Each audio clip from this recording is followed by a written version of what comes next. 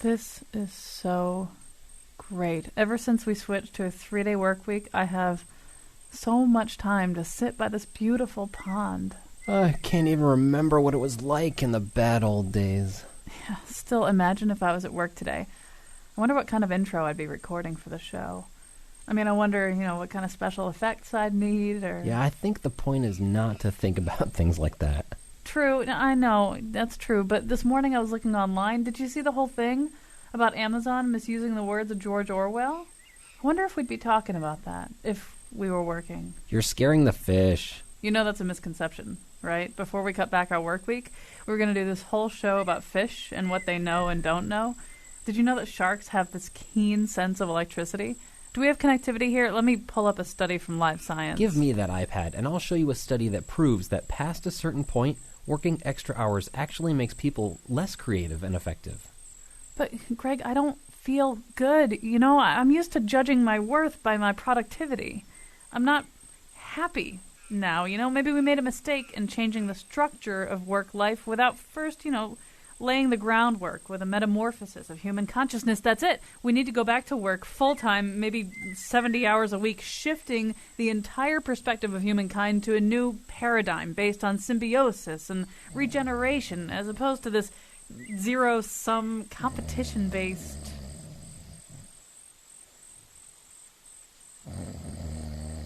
Naps.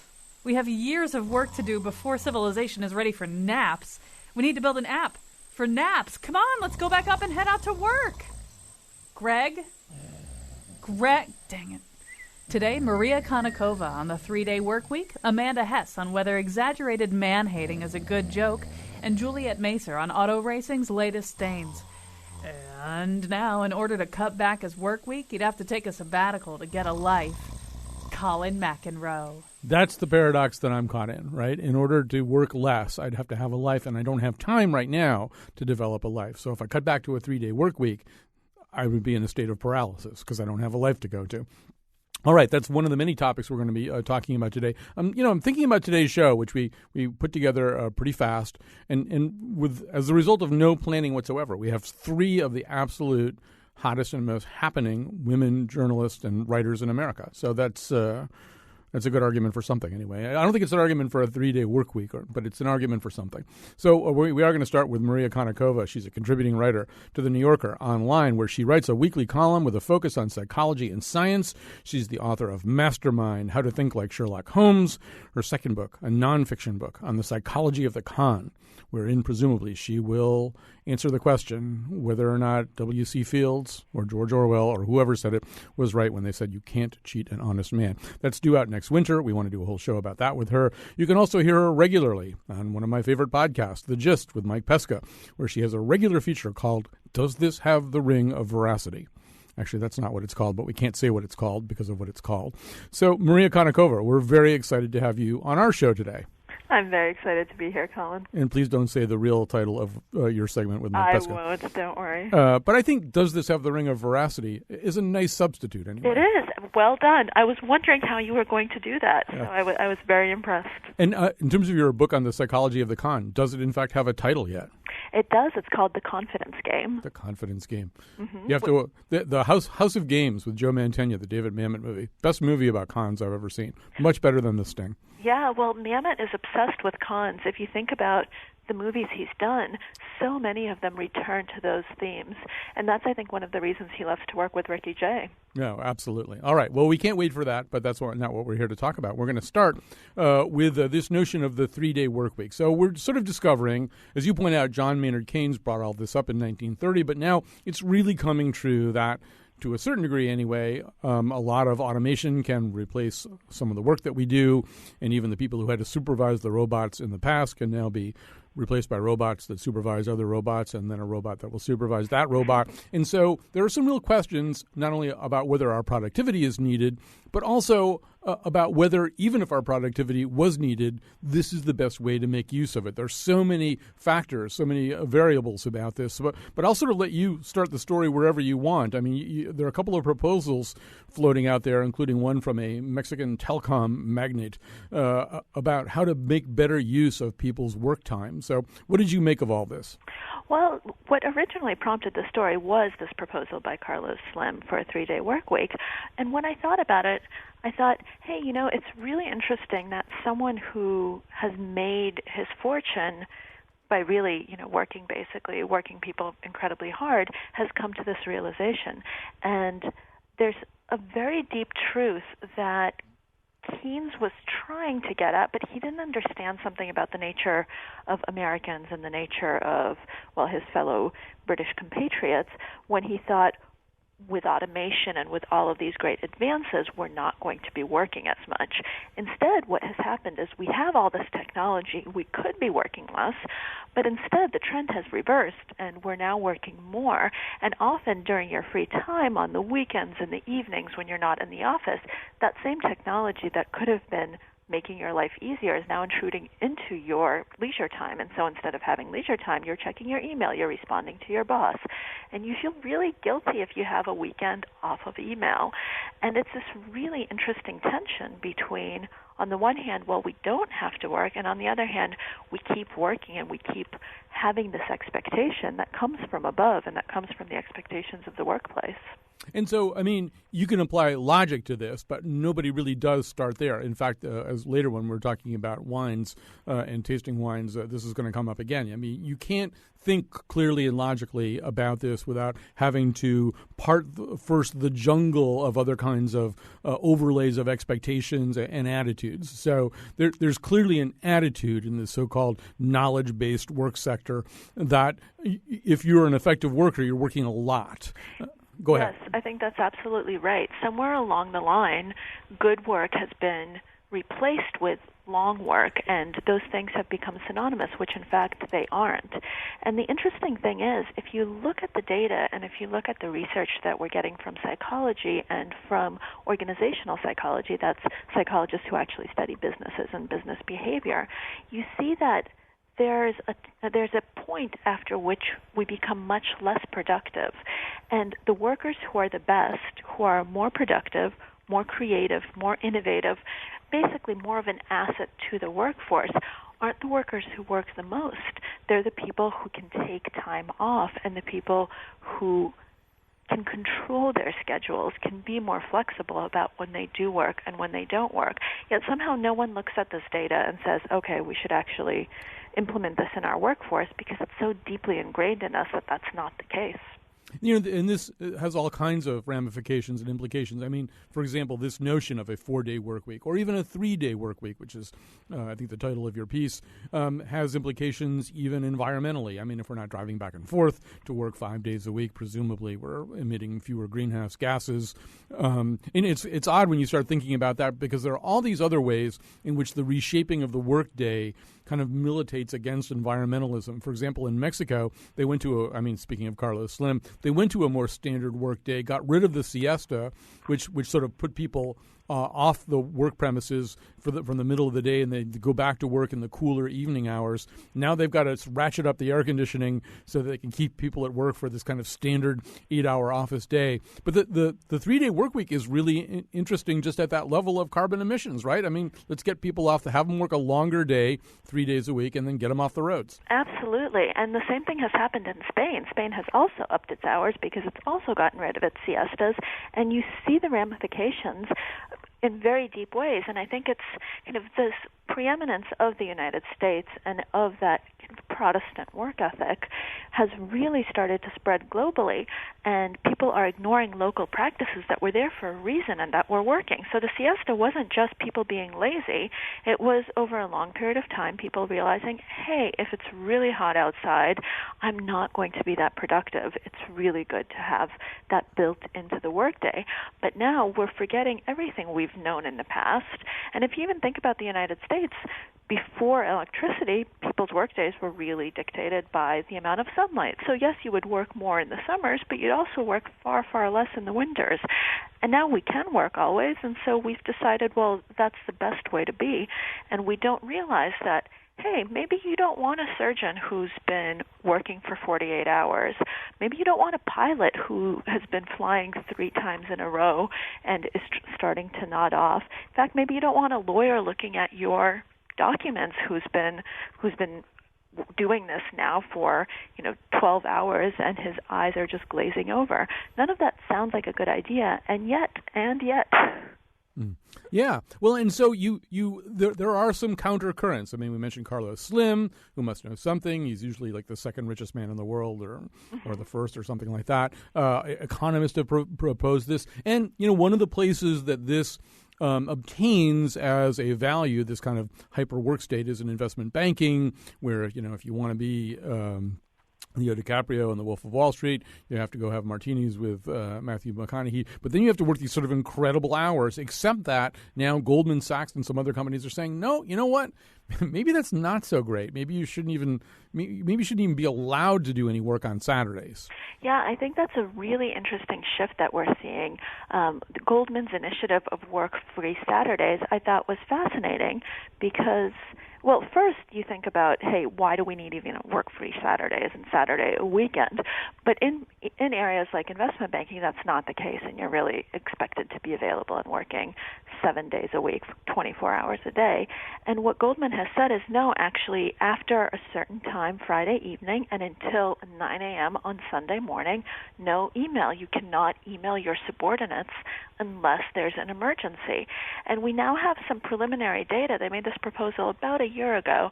I don't remember the exact date, that it's working out pretty well and that this shift actually is happening.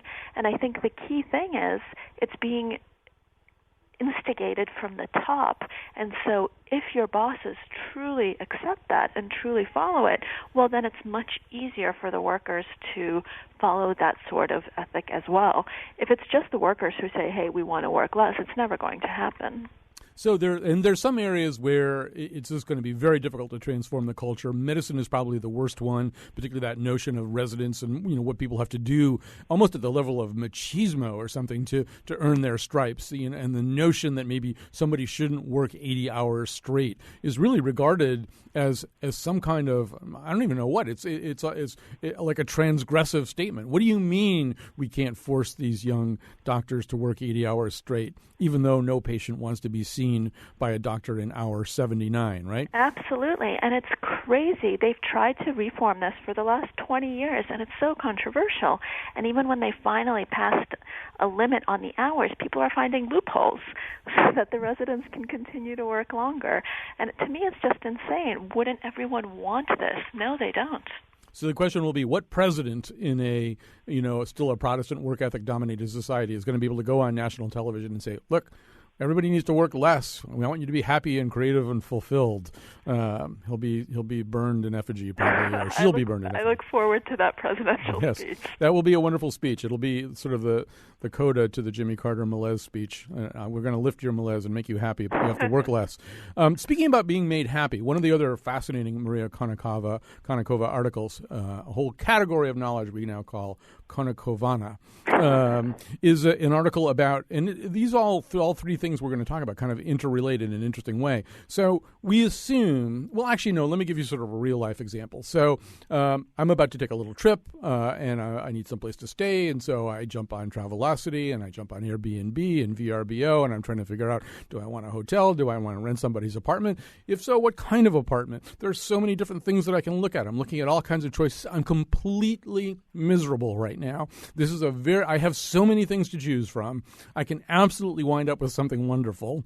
I suppose I can also accidentally wind up with something that will make me unhappy. But mainly I'm unhappy right now because it's so hard to make this decision. The state I'm in, Maria Konnikova, is not surprising to you, correct? That is correct. You're in a state called an approach conflict, which means you have all of these options and they all sound kind of good to you. But instead of making that choice easier because, hey, you can't really go wrong, it really ratchets up your anxiety. And so you think, oh, my God, what happens if I don't do this? What happens if I don't do that? And instead of being happy, you become really stressed out by just the overwhelming abundance of options. And I keep saying overwhelming abundance, but this is true even if you just had to choose between two really good things. Like if there are two types of chocolate, both chocolate that you really, really love, and you're trying to choose one or the other, that's going to have that same sort of anxiety-provoking effect. And I think this has long-term implications because, in fact, due to digital culture and the ability to kind of comparison shop and shop across multiple platforms, or choose, not just shop, but choose all kinds of things across multiple platforms, we're going to do more choosing. We don't, back to your idea about working during only the hours when there's sunlight 150 years ago, we don't live in one little town where there's only one doctor and there's only one this and only one that, and the Wells Fargo wagon comes through once in a while. But, really, you don't have that many choices. You have infinite numbers of choices, and that's only going to expand. So in a way, judging from some of the behavioral experiments that you looked at, we don't really have the right equipment to get through this incredible thicket of choices. No, we don't. I think it's going to provoke more kind of existential crises and people going to psychiatrists and psychologists and saying, I don't know what's wrong with me. Look at all these things I have and I'm so miserable. The psychologist will say, well, of course, that makes total sense. But you're absolutely right when you say that we're not really equipped to deal with it because we don't even really understand that it's a problem. We think lots of choice good. We think looking at your Twitter feed and seeing a million different things that you could potentially click on, good. We don't think overload, my system is going into red mode. And that's what we should be thinking. And there are tools out there for that, but we don't know to look for them. You don't know, for instance, that you should probably limit your choices ahead of time so that you don't get into that situation. Who wants to do that? You don't want to limit your choices. You want everything out there. Some marketers are going to figure this out. I mean, I've seen it happen in the past. For a long time, Stu Leonard's supermarkets, when they were located there's a couple of them down in Fairfield County, they would be studied by other companies. And one thing that they did was instead of offering you 6 different brands of toilet paper, they offered you maybe the house brand toilet paper and one other kind that they'd bought, at the most favorable bulk rate so that they could discount it. And I think people do like that. I mean, who wants to be sitting there holding up one roll of toilet paper or one package of toilet paper after another, trying to figure out what the best deal is balanced against whatever softness or squeezability we're looking for? That's absolutely right, and that's actually incredibly smart. I think I was reading recently that I think it was Procter & Gamble, but it might have been another one of the really big firms has done the exact same thing and decided to, just a few weeks ago, cut dramatically the number of brands that they're offering and the number of options. And I think that's actually a very smart idea. Marketers have definitely figured out that more isn't more. Now it's up to humans to discover that for us personally more isn't more, because for them they can look and say, oh, look, bottom line is when we limit the options we make more revenue. So for them it's something that they can easily see. But for us it's so difficult to convince someone that limiting their choice is a good thing, because we're all about having all the possible choices.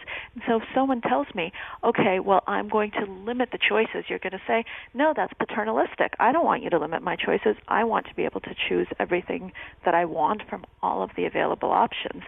We don't have that same economic calculus that a company has, and that's really hard. I hate even to think how this will play out on Match.com and places like that, but it probably will anyway. But one of the things to remember anyway is sometimes with too many choices, people do nothing, right? One of the models that you cite, I don't know if I'm saying it right, Buridan's ass. Yep. I hate talking about anybody's ass, but this is an apocryphal donkey, right? Yes, and he has 2 lovely haystacks that would make wonderful food, and he's standing between them, and they're equidistant, and he doesn't know which one to choose, and so he starves to death. And he starves with all this food around him just because he can't decide which haystack to go to. And I think that's a very good metaphor for how we sometimes feel. And we end up either in a suboptimal decision or not even making a choice at all. We say, oh, you know what, forget it. Let's just not go out for dinner tonight. Let's just order in from the same old restaurant, or let's just cook dinner and not worry about it, because you don't want to deal with all of this anxiety. You're not starving. You end up with dinner, but then again, you're not a donkey. Right, and you had time to cook dinner because you were only working a 3-day work week, so you had Absolutely. that day off. You could shop for ingredients at a farmer's market and be really bewildered by all the choices they have there. Well, if you are making dinner and you're inviting Maria Konnikova over, do not uncork and serve the 2012 Crow's Hermitage from Alain Gréau, because she doesn't like it. She knows she doesn't like it, and she's pretty sure that she wouldn't like it even if you decanted it into some other bottle with a much more cheerful-looking label label, but she's no longer that sure that she would know not to like it. Explain why that is, that this notion that when we taste something, it's so difficult to do it in a state of pure isolation and lack of influence from outside sources. Yeah, the idea, which I think is a fascinating one and goes really far beyond wine, is that everything is influenced by our expectations. So what you expect to experience at any given point will influence what you actually experience. So if I, for instance, let's talk about something other than wine. If I pour myself a glass of water and it's from a brand I know, for instance, I like San Pellegrino, so I'm going to put a San Pellegrino into my water glass, I'm already anticipating how that's going to taste, and to me it's going to taste more like that. If someone had, without my knowledge, put, for instance, Perrier, and let's say I don't like Perrier in that same bottle, would I know right away that something was wrong? I might, and I actually might not, because all of the other cues are so strong that I'm drinking a Pellegrino that my mind might actually be fooled. My taste receptors might actually be fooled, because it's impossible to taste something in pure isolation, as you pointed out. Every single thing is going to be affecting it. It's also going to matter how I feel. So let's go back to that glass of wine. If I'm in a really foul mood, I'm probably not going to like the same bottle that I would have liked if that day I had been incredibly productive and now I'm having a dinner to celebrate. That emotional background, which has nothing even to do with the wine, will also influence me. So these expectations come from two different places. They come from things that are intrinsic to the product, whether it's Pellegrino or wine or whatever else, an automobile, or something that's completely external, that is just the background, how you're feeling, what you just did, what you're thinking about, but that still influences things as basic as human taste. Yeah, and what's interesting about this, I mean, you've essentially said this, but it's worth driving home the point that if you take some kind of junky wine and throw it into a bottle that will please me in some way because of its label or because of some kind of poignant association I have towards it, or because I've been told by Robert Parker or somebody that it's really good, and then I drink it and I taste it and I say it's really good, if I'm in a cranial MRI, in fact, I'm not just being a jerk claiming this. My actual pleasure sensors, the receptors that show up in the brain as raw sensors of pleasure, are lighting up in a way that is completely fooling me. Absolutely. It's crazy to think about at what deep a level we end up being fooled. We really do experience more pleasure if we have the exact same wine poured out of two different bottles and we're told that one costs, let's say, $10 and the other costs $50. We're really going to enjoy that $50 wine. We're not going to enjoy that $10 wine nearly as much. Our brains will light up in completely different patterns. Our taste palates will experience completely different things, and yet we'll be drinking the exact same bottle of wine. It gets even funnier than that, though, because you can often fool people into thinking they're drinking a red wine when they're really drinking a white wine if you just add odorless and tasteless food coloring. And some of these people that you can fool are people who are actually nominally know something about wine, or at least they would claim to, right? Absolutely. But, what wine experts will tell you is, well, of course, even experts can get fooled by this, because normally something like the color of a wine tells you something. So even before you're going to taste it, you're going to look at the color. You're going to put it to the light, because that consistency, that color, the exact shade of red, is going to tell you a lot about the qualities of the wine that you'll be experiencing. And it's really difficult when those end up lying and those go against all of your prior experience. And where a wine expert would actually differ from us is those things that might affect me, like the label, the price, etc. Those types of things probably won't affect the true expert as much. But things like color, things like smell, things like what I know about the region where that wine comes from, all of that is still going to affect the taste of the wine. All right. You know who would not be fooled by this? Sherlock Holmes. Sherlock Holmes would not be deceived by things like labels and quaint emotional associations that one has. Maria Konnikova, it's been so great to talk to you. Big admirer of your work. We look forward to hearing you also on The Gist with Mike Pesca, where you do Does This Have the Ring of Veracity? Thank you for joining us today. Thank you so much for having me. All right. We'll be back. We'll take a break. We'll be back with Amanda Hess, who's close to breaking a record, I think, for appearing on The Scramble, or whatever. This is not The Gist, right? This is The Scramble. I can't keep things straight anymore. The memory still tastes like wine. Yeah, the memory still tastes like wine. All right. Welcome back to The Scramble. Today on The Scramble, we've just talked to Maria Konnikova. Now we're talking to Amanda Hess, and then we'll be talking to Juliet Mesur. So do we have like the happeningest writers in journalism right now? I think we kind of do. This is quite a trio. So Amanda Hess is joining us right now. She's a regular writer for Slate. You may also see her blog at sexwithamandahess.com. And today she's educating us about a concept so new to me that I'm not even sure I know how to pronounce it correctly. But I think it's ironic misandry. Is that how you say it? Do you say misandry, Amanda? That's how many Americans pronounce it. So I'm going to go with that. When you say that, you suggest that there's a continental way of pronouncing it that's more correct or more suave, anyway. When I've spoken to some English women about the issue, they would say ironic misandry. Misandry. I kind of like that better, even though the British pronounce all kinds of things in peculiar ways. I think misandry sounds a little bit better. You can say misandry and I'll say misandry, and that'll be one of the many ways in which we are divided by our sexes. Yeah. So first of all, just sort of sketch this out for people. This is sort of an exaggerated, slogan-driven way of kind of talking about differences between feminists and anti-feminists, but that doesn't even begin to do justice to it. So I'll let you do justice to it. Okay, so one thing that we've seen over the past few years is feminists, many of whom sort of live and do their work on the internet, using very exaggerated, man-hating phrases to identify themselves to each other and to sort of jokingly take down their critics. So these are women who are buying mugs that say male tears that they will drink from to suggest that they are not very concerned with the concerns of men. They'll wear a T-shirt that says, I bathe in male tears. Maybe they'll bake a cake that says misandry on it or kill all men. And it's really just this sort of internet-wide joke that's supposed to puncture this idea that all feminists are secretly conspiring to take down men, and that they're really this sort of outdated idea of man-hating people. So it's sort of a homeopathic treatment that treats the symptoms by exacerbating the symptoms. Do you think it works? I mean, reading your piece, I sensed some questioning anyway about whether this is a great idea. Yeah, I think it works depending on what you want to get out of it.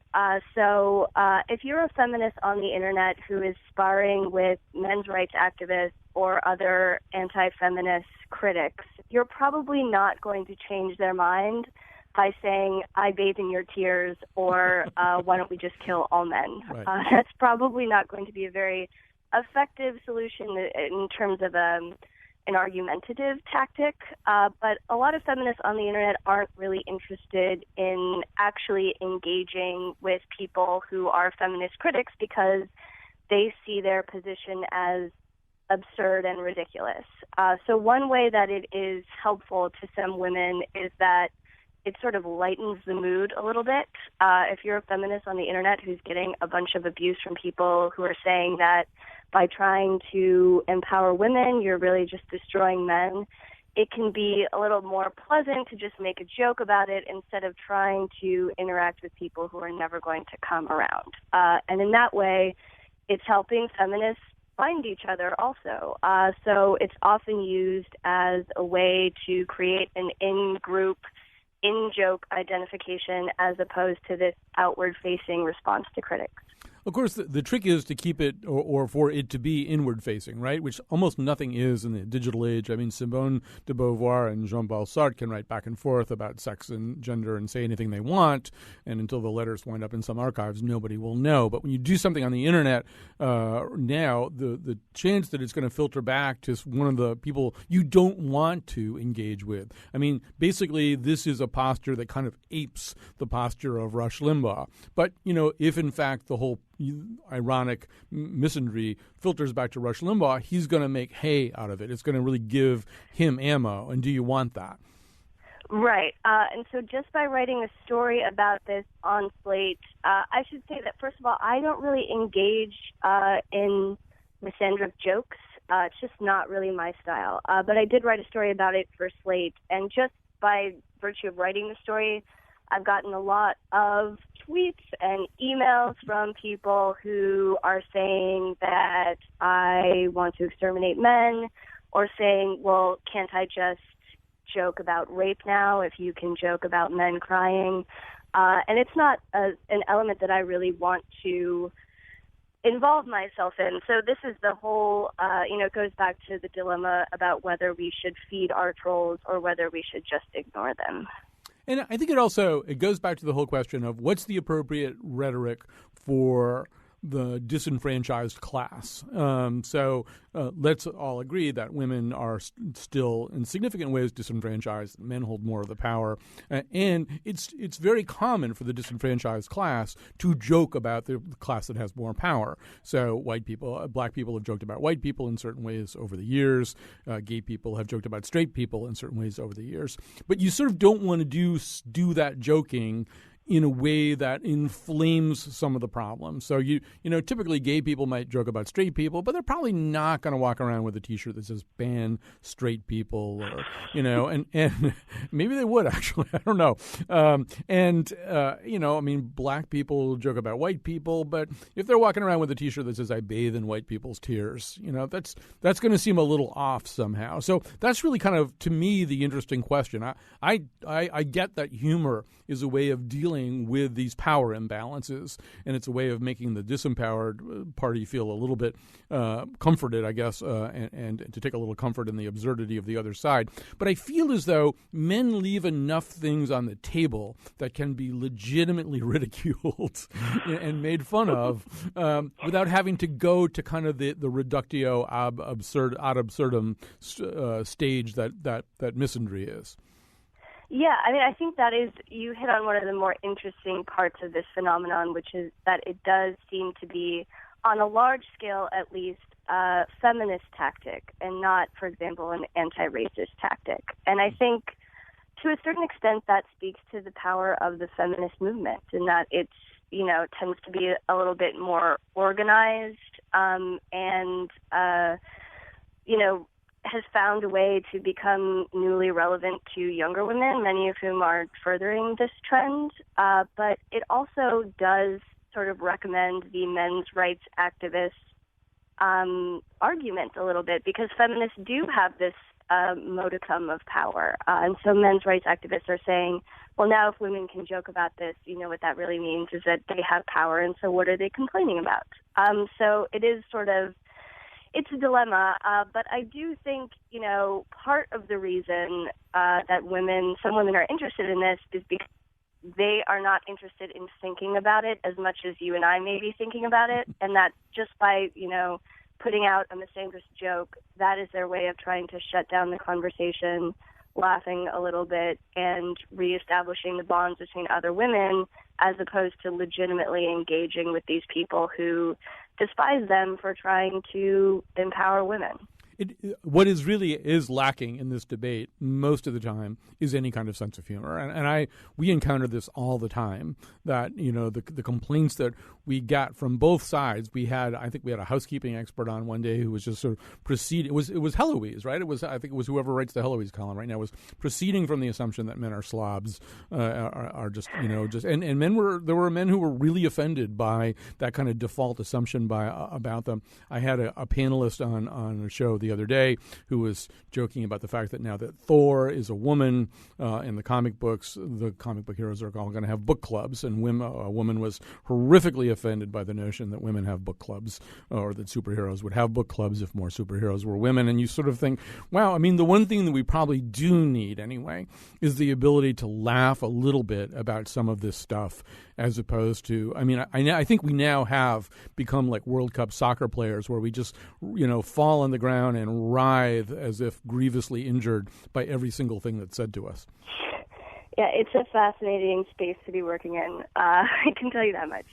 I do think, though, that there's something sort of counterintuitive about ironic misandry, and that's this. So when people say ban all men or kill all men, you would think that that's something that is alienating, like, all men, not just men who are, sort of weenies about feminism. But what I found, and what Jess Zimmerman, who's a writer who I quote in the story, wrote her own piece about how this ironic misandry movement can actually be very open to male involvement. Because if you're just a regular man who doesn't hate feminists, you can really get on board with this, because ironic misandry is taking a shot at these very extreme anti-feminist forces. And most men, while they're usually not full-throated feminist advocates, most men are not anti-feminists. So it does open this space where they can make fun of these other men too, while sort of ingratiating themselves with the movement a little bit. The ways in which that I need to say that Rush Limbaugh is a jackass could never be fit on a coffee mug. I need so much more space for that, Amanda. But I appreciate the sentiment, and I appreciate the writing that you've done about it. It's always a delight to have you on the show. Amanda Hess, writer for Slate, and you can also read her work at her blog, sexwithamandahess.com. Thanks for being with us today. Thanks for having me. All right. We're going to take a break. We're going to come back with a conversation, somewhat grimmer conversation, about what happened on a dirt track on Saturday night. Awfully glad that mother had to marry father, but I hate men. Of all the types I've ever met within our democracy, I hate them.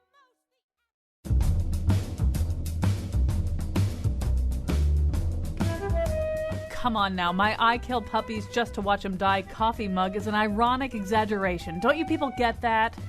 People who don't get irony are worse than puppies.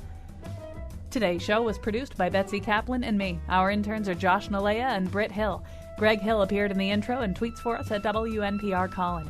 The part of Bill Curry was played by Cale Yarborough. For show pages, articles, and photos of the Faith Middleton Show staff wearing Mickey Rourke t-shirts, visit our website, WNPR.org. On tomorrow's show, the new movement toward tiny houses.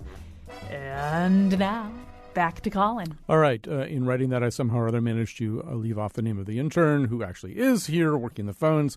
That's Allison Ehrenreich. She's here with us today. All right. So we have been wanting to have this particular writer on for a very long time. We were lucky to get her today. Juliet Macher is a columnist for the New York Times. Am I saying your name correctly? I've read your name many times, but that doesn't necessarily know. It's Macher. Macher. Okay. Macher. I got it. All right. So over the weekend, obviously, this is a horrific tragedy happened on the racetrack. This is Saturday night, and Canandaigua, the death of Kevin Ward in a type of auto racing. It's possible to be a pretty avid sports fan and not know that much about auto racing. I think I probably fall exactly into that category. So it's difficult to know where to start, but this involves a driver named Tony Stewart. We'll talk maybe a little bit about the specifics of him, although I'm kind of interested in some of the larger questions this raises. But the specifics, Juliet, of Tony Stewart are that he's a very, very well-known driver in auto racing and kind of known for a streak of aggression, correct? Exactly. I started covering, actually, NASCAR was my first beat out of journalism school in 1997. And back then he was just coming onto the NASCAR circuit, and he has been the resident hothead of NASCAR ever since. I mean, it seems like he's constantly fighting with people. More than several times he's gotten out of his own crash car to try to seemingly try to fight the driver that has crashed his car into the wall, or throw his helmet at a car or a driver. So he's NASCAR's bad boy and has been for a very long time. So in this race, he bumped this other driver, a very young driver, 20-year-old Kevin Ward. Kevin Ward kind of did the same thing, and once his car had come to a stop against the wall, he got out of the car, and in what, to those of us not familiar with this world, just looks like an insane behavior, walked out onto the track where these cars are, racing by at incredibly high speeds under minimal amounts of control, and he's pointing his finger, he's gesticulating, and eventually one car passes him, and then Tony Stewart's car comes back around the track, and it seems to, it does. It sideswipes him. It catches him in the rear wheel. He's run over and then flung 50 feet or so by it and dies. And I mean, obviously, one of the things that everybody wants to debate is whether this was intentional, whether this was part of the aggression, whether he was trying to teach this guy a lesson by maybe scaring him. We're not going to know that probably ever. We're certainly not going to have anything resembling an answer, if there ever is one, I assume, for months and months and months, right? I'm not sure if we'll ever know exactly what went through either driver's mind at the time. I'm sure. I mean, I knew Tony Stewart pretty well at one time, and he didn't seem like the type of person to try to kill somebody. I don't think anybody goes out of their way to do that. Whether he was trying to scare the guy or not, I can't be sure. But unfortunately for everybody involved, there's a video online that's been circulating of the incident. It's from all the way on the other side of the track, so you can't really see exactly what goes on.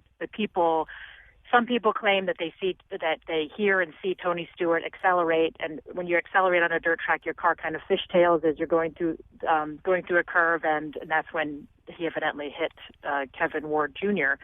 So I'm not sure what exactly happened, and I think that it's just a sad incident all the way around, and it happens in NASCAR and at these tracks every once in a while, where people kind of have to check themselves and say, this is a really dangerous sport, and sometimes people get very injured, and sometimes people die.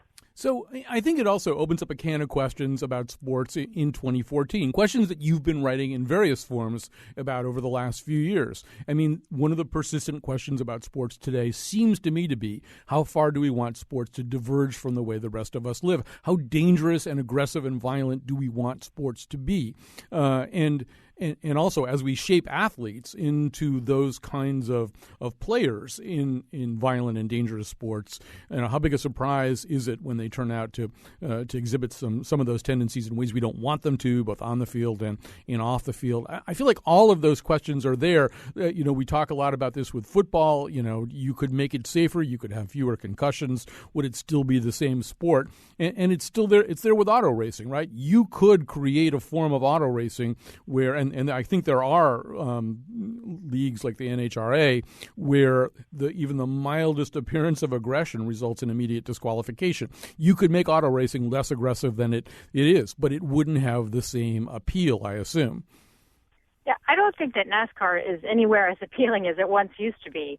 When I was first covering it, some of the old-timers were still around, like Dale Earnhardt, Bill Elliott, who obviously wasn't that aggressive, but obviously Dale Earnhardt was the intimidator. I don't even know if he ever got into a fist fight with anybody, because everyone was already so afraid that he would just knock them into the wall during a race. But NASCAR from the beginning is all about aggression. It's about knocking your rear bumper against somebody else, knocking them out of the race, making it to the finish. Getting out of your car if another guy has crashed your car, and basically probably beating him up in that time. I mean, one of the most famous NASCAR races ever was the 1979 Daytona 500, which I wrote about in my column today, in which that was the first nationally televised 500-mile race. It was a really big deal for NASCAR, which wasn't very popular back then. And on the last lap, Donnie Allison and Cale Yarborough were going down the track, and they were bumping into each other, and they basically crashed each other and ended up in the infield. And then Bobby Allison, who was Donnie's brother, came along to try to I'm not sure, to see if the guys were okay. And they got into a huge fist fight, and they started kicking each other. I'm sure they would have bitten each other if they had a chance. They tried to choke each other and punching each other. I mean, it was pretty mortifying if you thought about it. But NASCAR loved it, and the fans loved it. This is their first taste of NASCAR, right? This is the first time they see it on television, and not only are these guys driving crazy miles an hour on the track, but they're beating each other up afterwards, and it's just exhilarating to those of us who don't do that on a daily basis.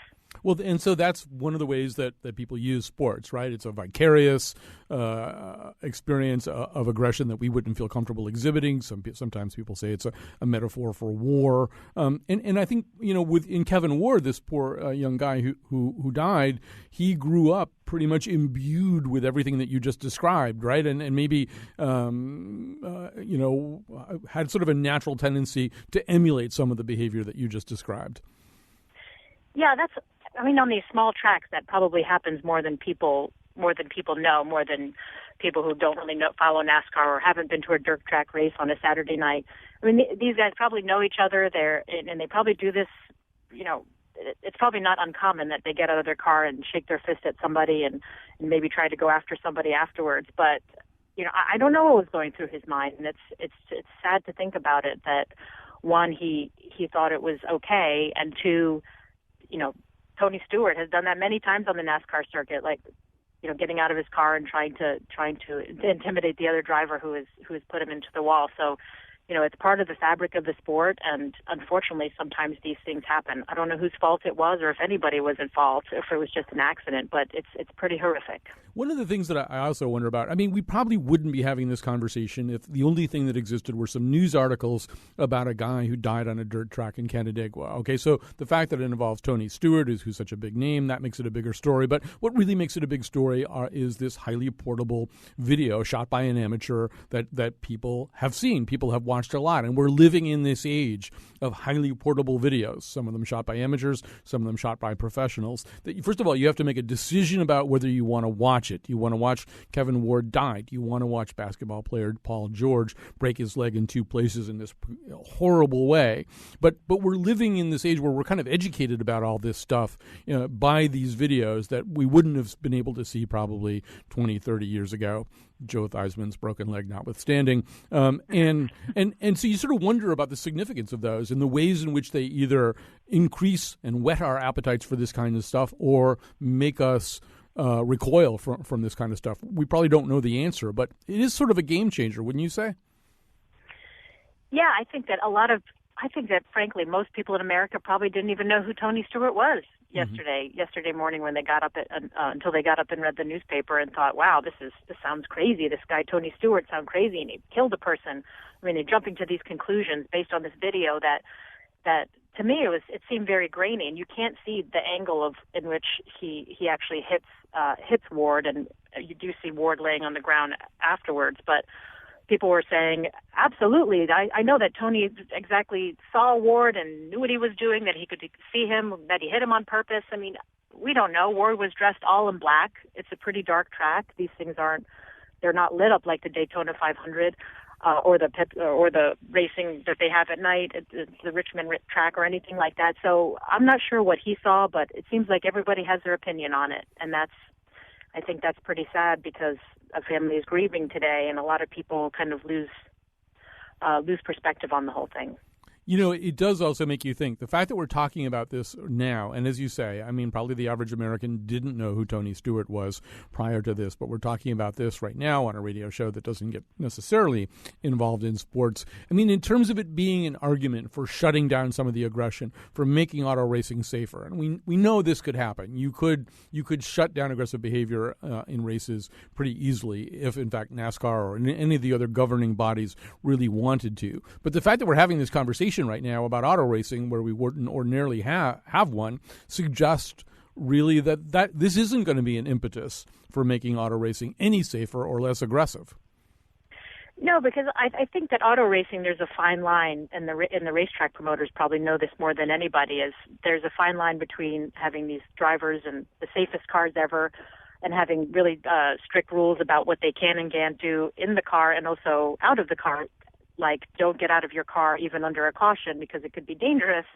And on the other side of the coin is that they like this kind of stuff because fans like it. I'm sure a lot of fans at the racetrack were watching Kevin Ward get out of his car and thinking, oh, is there going to be a fist fight between him and Tony, or what's going to happen? And that's part of the entertainment of the whole sport, which I said before, back when NASCAR was founded in 1948, the guys were probably fighting all the time on the sands of Daytona when they were racing. If one guy back then they were driving the cars that they drove to the race, in the race. So if somebody wrecked your car, you were really mad because you probably didn't have a ride back to North Carolina where you had been running moonshine. So back then it was a real problem if you wrecked somebody's car. But I think that auto racing is almost in every sport. I mean, you want people to, or some fans want. Juliet McCord, I hate to interrupt you, but we're absolutely flat out of time, as is sometimes the case in sports, too. The shot clock's going off. Juliet McCord, it's been so great to get you on the show, finally. I'm a big fan of your writing, and I've got to jump out, too, here. I'm Kyone Wolf. I'm going to work 3 seconds out of every 10 and then nap. Wait a minute, that was a second over. How do I put in for overtime?